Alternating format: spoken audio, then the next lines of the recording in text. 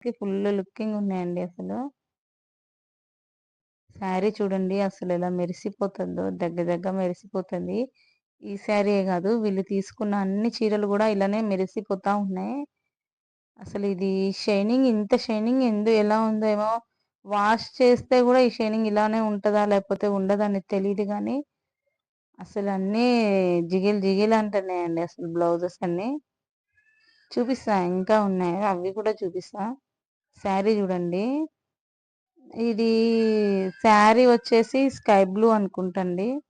కాదు కాదు, ఇది లైట్ గ్రీన్ అనుకుంటా. పిస్తా గ్రీనా ఏదో అంటారు గదా! ఆ గ్రీను. బ్లౌజ్ వచ్చేసి పింక్, పర్పుల్ అనుకుంటా. పింకే.